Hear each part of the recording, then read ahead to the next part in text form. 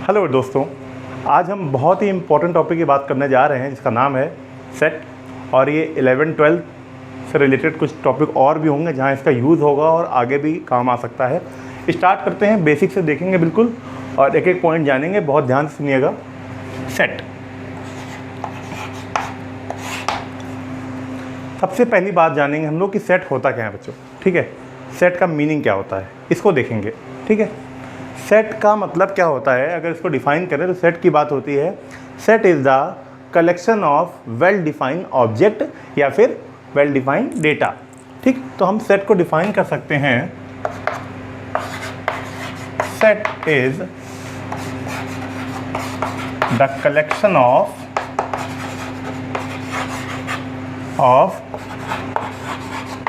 Well defined object. बेटा, well defined object. ठीक, तो अगर सेट को डिफाइन करने की बात कोई कहेगा तो हम कहेंगे कि सेट क्या होता है। ऐसे ही किसी भी चीज़ को सेट नहीं बोलते हैं, सेट का भी कुछ अपना एक तरीका, रूल होता है, हर चीज़ के रिस्ट्रिक्शन है। तो सेट कब बोलेंगे? सेट बोलेंगे the collection of well defined data या ऑब्जेक्ट। ठीक है, यानी कि वेल डिफाइंड जो ऑब्जेक्ट है उसी को कलेक्शन को सेट बोलेंगे, अदरवाइज नहीं होगा। अब वेल डिफाइंड जो वर्ड है उसका मतलब क्या है? वेल डिफाइंड का मतलब है सुपरिभाषित, यानी जो चीज़ बहुत अच्छे से पूरी तरह से डिफाइन की गई हो उसका मतलब होता है वेल डिफाइंड। जैसे अगर इसको हम लोग सीधे शब्दों में बात करें तो इसका मतलब हुआ कि कुछ ऐसी चीज़ों का एक कलेक्शन जो सभी की नज़रों में सेम हो उसको बोलते हैं हम लोग वेल डिफाइंड। फॉर एग्जांपल मैं बात करूं वॉवेल, तो इंग्लिश वॉवेल्स जो हैं उनकी बात करें तो हर किसी की नज़र में इंग्लिश वॉवेल बेटा यही होते हैं। वॉवेल की बात करें अगर वॉवेल्स तो हम लोगों ने पढ़े हैं ए, ई, आई, ओ और यू। आप देख पा रहे हैं ए, ई, आई, ओ, यू, ये 5 वॉवेल ही हमने पढ़े हैं। ठीक, तो इन 5 वॉवेल का एक सेट बन सकता है। तो ये चीज़ है वेल डिफाइंड, यानी ऐसी चीज़ों का कलेक्शन, ऐसे डेटा का कलेक्शन, ऐसे ऑब्जेक्ट का कलेक्शन जो हर किसी के लिए सेम हो, अलग ना हो, कोई भी उसको देखे वो सेम ही होगा, तो उसको बोलेंगे उस कलेक्शन को सेट, अदरवाइज नहीं। अब सेट कब नहीं हो सकता है, एक एग्जांपल इसका भी लेते हैं हम लोग। आप लोग भी सोच सकते हैं, अपने आप सोचिए सेट कब नहीं लेंगे। जैसे मैं बोलूँ good cricketers in the world, तो बहुत से क्रिकेटर्स हैं, हर किसी की पॉइंट ऑफ व्यू में, नज़र में अलग अलग क्रिकेटर्स हैं। मुझे कुछ और क्रिकेटर अच्छे लगते हैं, आपको कुछ और, हर किसी को अलग अलग अच्छे लगते हैं, तो उसका हम लोग कलेक्शन नहीं बना सकते यहाँ पे सेट के लिए। ठीक है, तो सेट कब होगा? जब वेल डिफाइंड ऑब्जेक्ट होगा, यानी कि जो सबके लिए सेम हो उसको सेट बोलेंगे, अदरवाइज नहीं होगा। तो ये पहले छोटी सी बात जान ली हमने। ठीक, ये आप क्लियर हो गया आपको। अब सेट के बारे में जान लिए, सेट होता क्या है। सेट तो होता है जो हमने बता दिया। अब बात करते हैं सेट के बारे में, समझ लिया हम लोगों ने बेसिक कि सेट होता है collection of well defined object is known as set. ठीक, अब सेट का नोटेशन क्या होता है, लिखा कैसे जाता है, क्या क्या चीज़ें जो इससे बेसिक है वो देखते हैं। तो बेटा सेट का नोटेशन का मतलब है सेट को हमेशा एक कैपिटल लेटर से ही डिनोट किया जाता है, और ये कुछ भी हो सकता है, ABCD एंड सो ऑन, जितने भी अल्फ़ाबेट हैं A to Z, 26 अल्फ़ाबेट में से हम लोग कोई भी अल्फ़ाबेट का कैपिटल लेटर, ध्यान रखिए कैपिटल लेटर से ही सेट को डिनोट करते हैं। तो बात करें किसी सेट की तो let A be the set, A be the set. अब सेट जो है उसको नोटेशन ऐसे दिखाते हैं, और इसके अंदर जो ऑब्जेक्ट या कलेक्शन की बात कर रहे थे अभी हम कि वेल डिफाइंड ऑब्जेक्ट के कलेक्शन को सेट बोलते हैं, तो वो जो कलेक्शन की बात कर रहे थे जिसके अंदर ऑब्जेक्ट आ रहे हैं, जिसके अंदर डेटा आ रहा है, जिसको सेट बोलते हैं, वो इसके अंदर लिखे जाते हैं। इसका मतलब सेट को हमेशा करली ब्रैकेट में लिखा जाता है। ठीक, तो स्टूडेंट्स बहुत ही बेसिक चीज़ हम लोगों ने देखी कि सेट होता क्या है। पहले सेट बोलते हैं हम लोग वेल डिफाइंड ऑब्जेक्ट का जो कलेक्शन होगा। सेट का नोटेशन हमेशा कैपिटल लेटर से डिनोट करते हैं। साथ ही साथ सेट के अंदर जो ऑब्जेक्ट की बात कर रहे हैं वो हमेशा इस ब्रैकेट यानी कि करली ब्रैकेट में लिखे जाते हैं, और सेट के अंदर जो ऑब्जेक्ट आते हैं उनको बोलते हैं हम लोग एलिमेंट, यानी कि the object of the set या the data in the set is known as element. तो इनको एलिमेंट्स बोलते हैं, यानी किसी सेट में जो भी चीज़ें लिखेंगे वो क्या कहलाएंगी? एलिमेंट। ठीक, राइट, यहाँ तक क्लियर हो गया। ठीक, तो एलिमेंट, अब कोई सेट हम लोग कई सारे सेट बना सकते हैं। जैसे मैं बना दूँ A इज इक्वल टू 1 2 3 4, ये एक सेट है। B A B C D या A E I O U ले लेते हैं, हम लोग वॉवेल की बात कर रहे थे। I O और U हमने यहाँ पे ले लिया 1 2 3 4 और यहाँ ले लिया A E I O U। ठीक, तो यहाँ पर हमने इस तरह से आपको सेट दिखाया, एक ये सेट और एक ये सेट। ठीक, तो और भी कई तरह से हो सकते हैं। तो हमने जाना सेट की बेसिक चीज़ें। अब सेट को दो इम्पॉर्टेंट वे में ही हमेशा दिखाया जाता है, उनको सेट, ये लिखा हुआ सेट। अभी ये सेट है, सेट को हमेशा बच्चों दो पार्ट में ही बांटते हैं हम लोग। ध्यान से देखिए स्टूडेंट, सेट को दो पार्ट में लिखते हैं। पहला पार्ट है आपका लिस्टिंग मेथड, ध्यान से समझिए, लिस्टिंग मेथड या इसको रोस्टर फॉर्म भी बोलते हैं। बुक्स में कई सारी रोस्टर फॉर्म भी दिया जाता है, रोस्टर फॉर्म। और दूसरा मेथड होता है आपका सेट बिल्डर फॉर्म या सेट बिल्डर मेथड।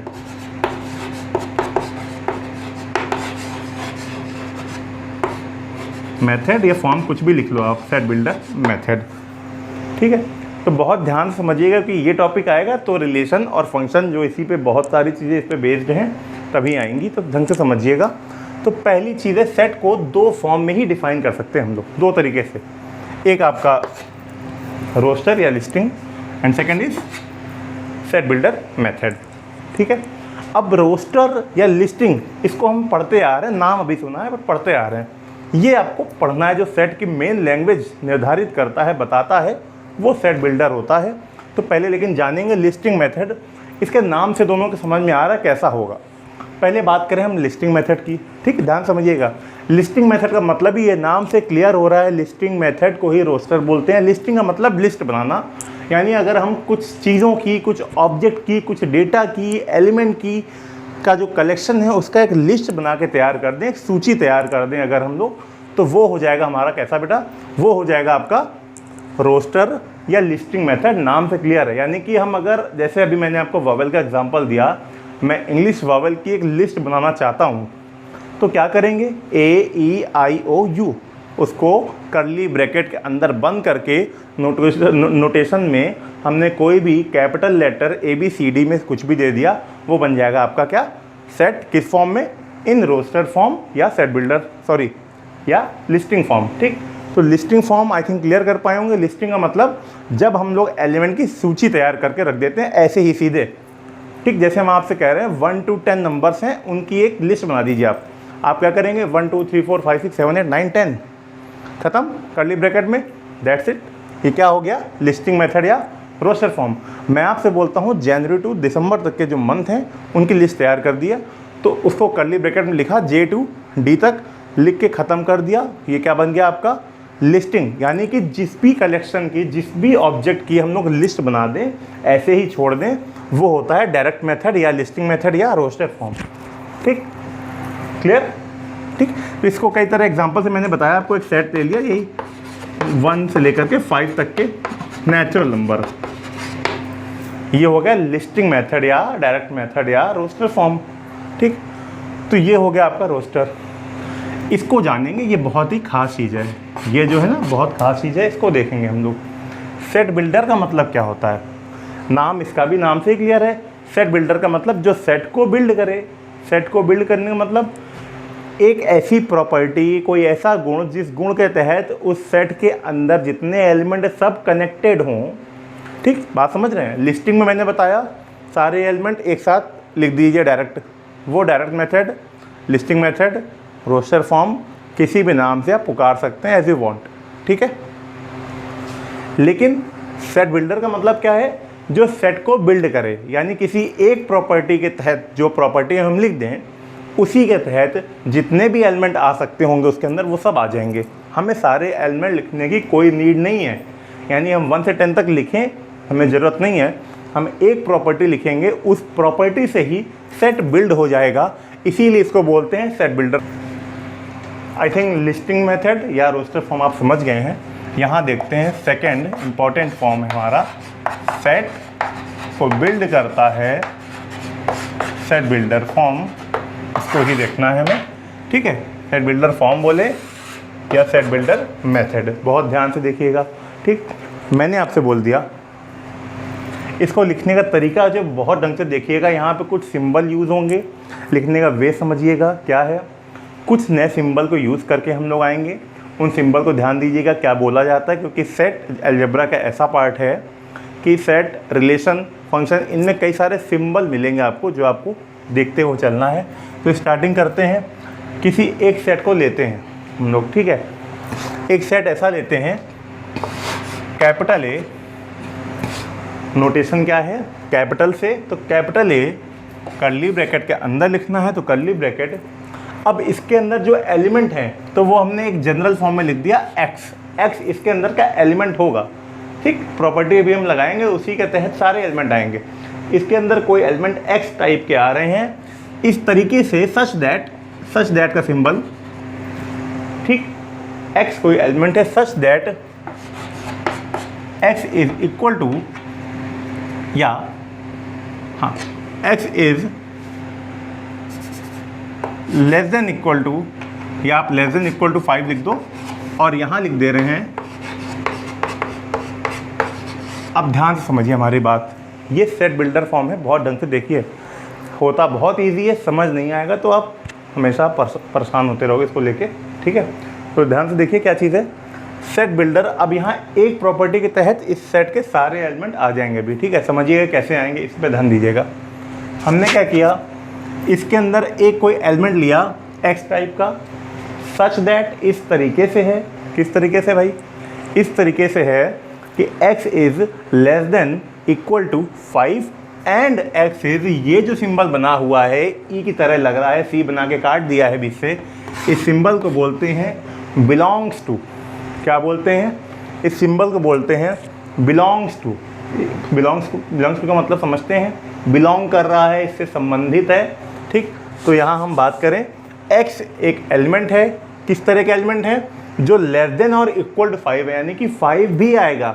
केवल आपका लेस देन लगा होता मतलब 5 से छोटे नंबर हैं, इक्वल भी लगा है तो 5 भी होगा, छोटे नंबर भी होंगे।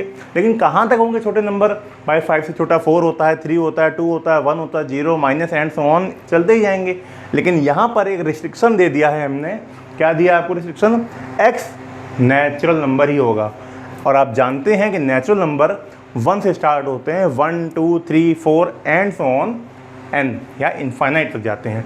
तो इसका मतलब नेचुरल है तो स्टार्टेड फ्रॉम 1 बट कहाँ तक जाएगा, 5 तक। तो देखिए यहाँ पे एक प्रॉपर्टी क्या लगाई मैंने, x कोई एलिमेंट है, x क्या है, एक एलिमेंट है, एक एलिमेंट है और वो element less than equal to क्या है, 5 है। क्या है, लेस देन इक्वल टू क्या है हमारा, 5 है। साथ ही साथ रिस्ट्रिक्शन क्या है कि नेचुरल होना चाहिए भाई, समझ रहे बात को, नेचुरल होना चाहिए। देखते हैं अब इसी को अगर हम लिस्टिंग फॉर्म, डायरेक्ट मेथड या रोस्टर फॉर्म में लिखेंगे तो क्या लिखेंगे, देखिएगा हमारी बात को बहुत ध्यान सुनिए। ये प्रॉपर्टी लगाई बेटा मैंने, ठीक, समझिए ढंग से, ये प्रॉपर्टी लगाई है, x एक एलिमेंट है, इस तरीके से है, सच दैट का सिंबल है, ये डबल डॉट ऊपर एक नीचे, कि x की जो वैल्यू है वो 5 या 5 से छोटी है, x की वैल्यू 5 या 5 से लेस देन है, लेकिन ये x क्या होगा, नेचुरल नंबर, यानी 5 से छोटी है, बराबर है और क्या है, नेचुरल। इसी बात को लिखें, अगर नेचुरल है 1 से स्टार्ट होगी, 5 या 5 से छोटी है। ठीक, तो हमने 1 से लेके 5 तक के अभी नंबर पीछे लिए थे, ये लिस्टिंग फॉर्म लिखा है, ये रोस्टर फॉर्म, दोनों है क्या चीज़, सेम है। तो दोनों कैसे सेट है, इक्वल सेट हैं। दोनों कैसी बातें हैं, इक्वल हैं। एक बात को हमने कैसे कहा है भाई, सीधी सी बात है, आप किसी भी काम को करने कई सारे तरीके होते हैं, ठीक है। किसी का एक डायरेक्ट वे होता है, आपको कहीं जाना है, एक डायरेक्ट वे है, एक घूम फिर के है, पहुँचोगे आप वहीं पे। ये वही चीज़ है, हमें क्या है 1 से 5 तक के एलिमेंट लेने हैं, 1 2 3 4 5 ख़त्म।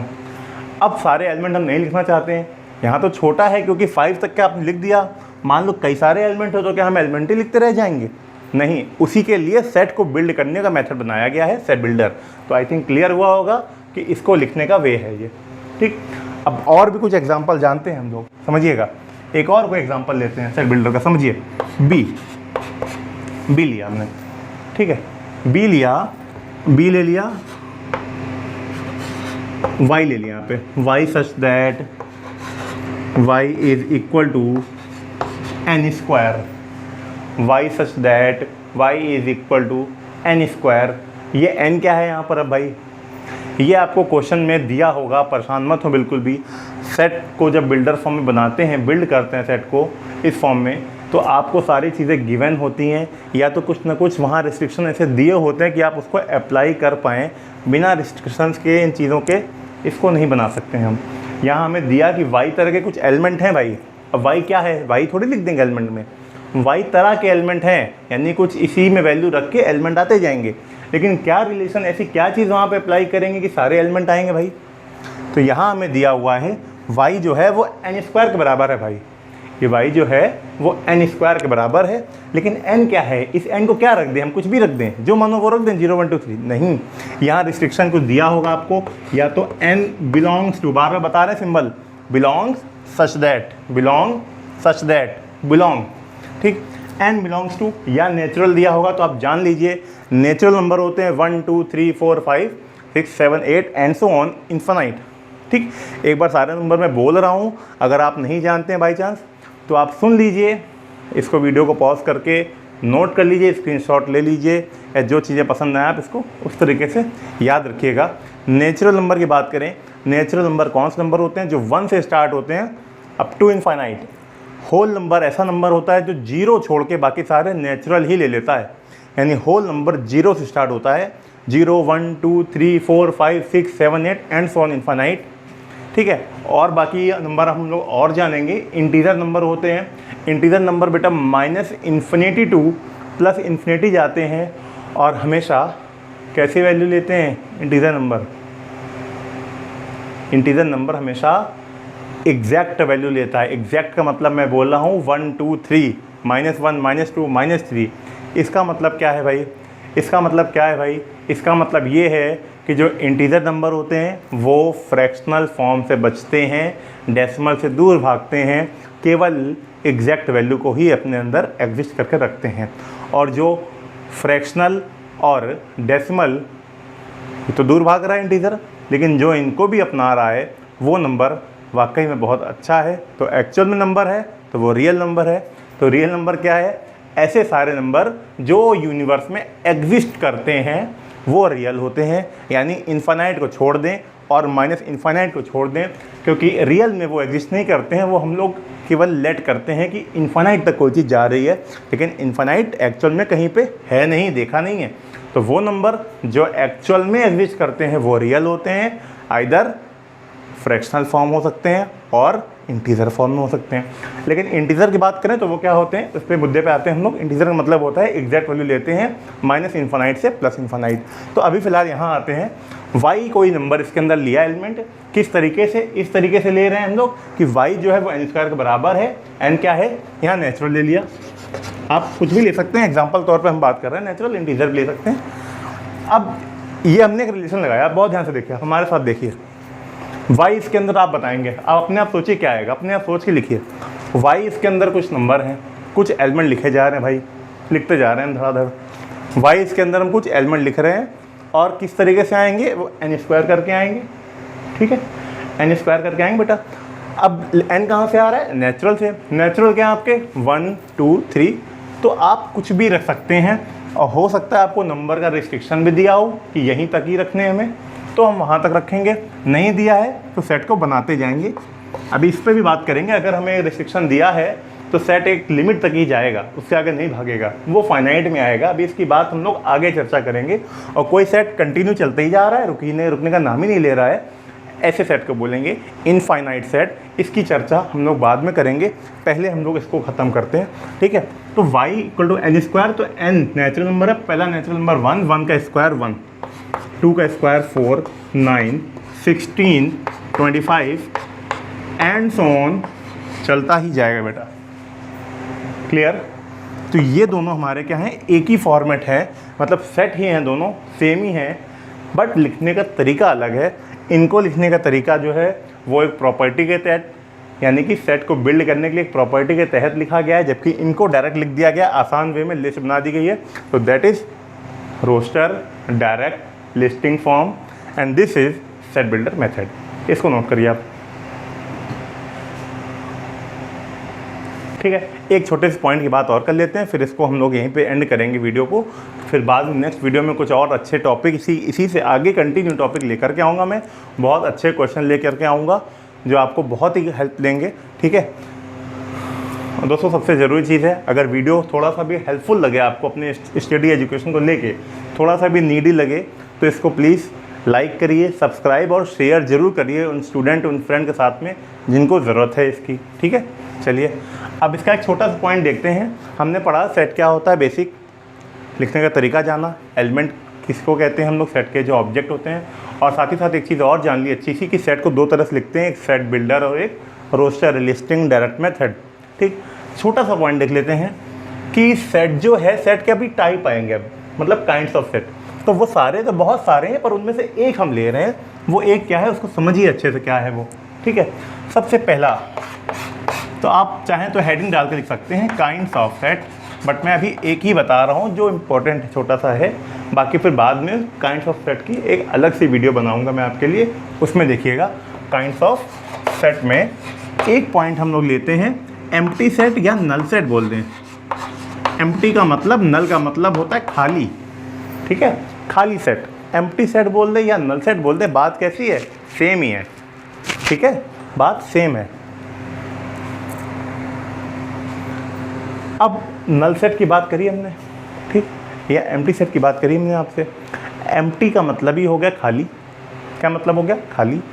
नल का मतलब हो गया खाली।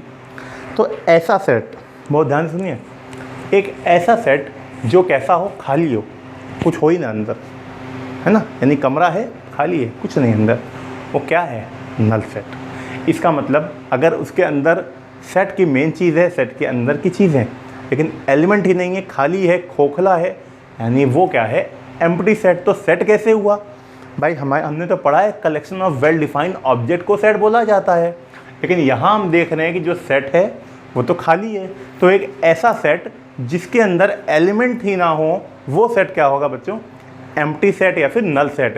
लेकिन एलिमेंट नहीं है तो सेट कैसे हुआ, सेट इसलिए हुआ क्योंकि एम्प्टी सेट सेट का नोटेशन में लिखने का वे क्रिएट करता है केवल। यानी अगर मैं लिख दूं कि कोई सेट ए है बस, यानी सेट को लिखने का वे होता है कर्ली ब्रैकेट, और कर्ली ब्रैकेट खाली पड़ा है भैया, किसी के लिए भी खाली है, कोई नहीं है भैया यहाँ पे।